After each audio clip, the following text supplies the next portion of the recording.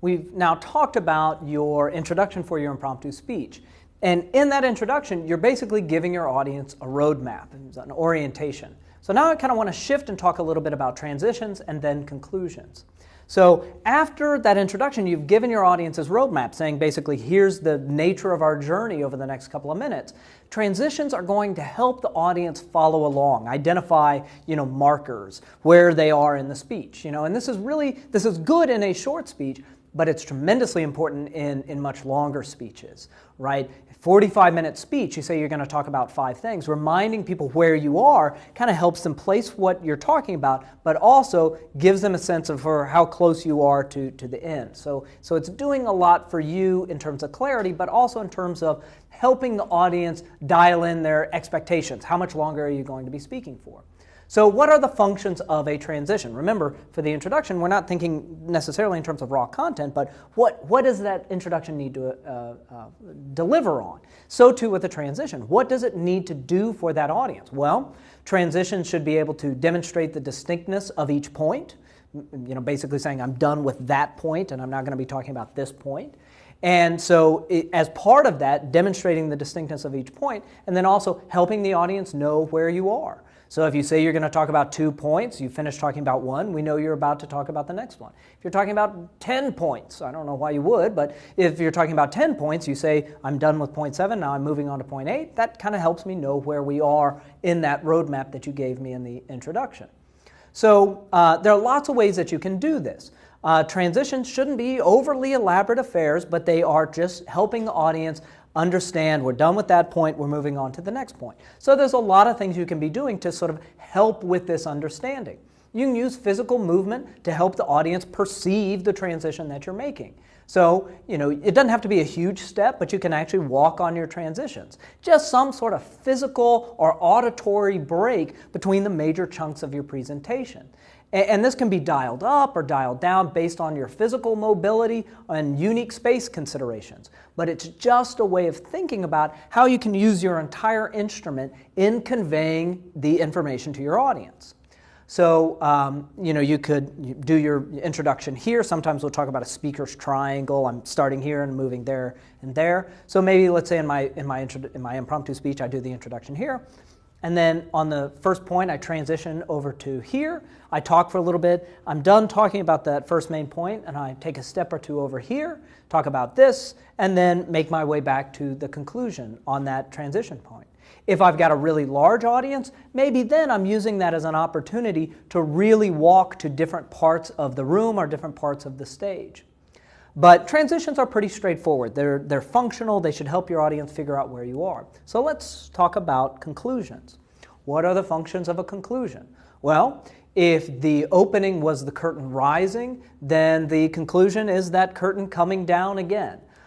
So your conclusion should review the main points and restate the thesis, basically remind the audience of that key argumentative information, but it should also provide a sense of closure to the speech itself, right? So we know that you're done. Just like we wanted to make sure that the audience knew that we started, we want them to know that we're done.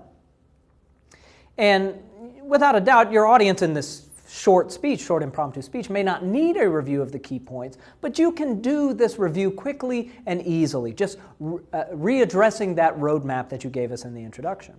But then we get to this last line, and the final line should, quite honestly, sound and feel like a final line of a speech. So it's perfectly acceptable to say thank you at the end of a speech. It's polite even. You were done, raised up, right. That's good. But I don't think you should have to say thank you in order for the audience to know that you're done. You should be able to convey, you should be able to telegraph through pacing and tone that a final line is the last line of your speech. You don't want to get to the end of your speech, finish that last line and have silence, right? Only to say thank you as a way of killing that awful, awkward tension in the room. You don't want to be like, and so these are the reasons why I think MOOCs are perfectly fine to teach performance skills. That's all I have. You don't want the, hey, wake up, dummy's done, right? So you want it to sound like you're building to that last line. Now, this is obviously going to vary based on language, but what does that final line usually sound like in spoken English? Well, it's probably slower with more pauses between the words, more deliberate tone, and probably noticeably drops off there at the end of the sentence. So let me go ahead, and I worked up that sample impromptu. Let me just go ahead and do the conclusion from that, or one version of a conclusion from that. So let's say I walk over on point 1, I'm over here on point 2, so here I am. I'll transition into my conclusion and do my conclusion.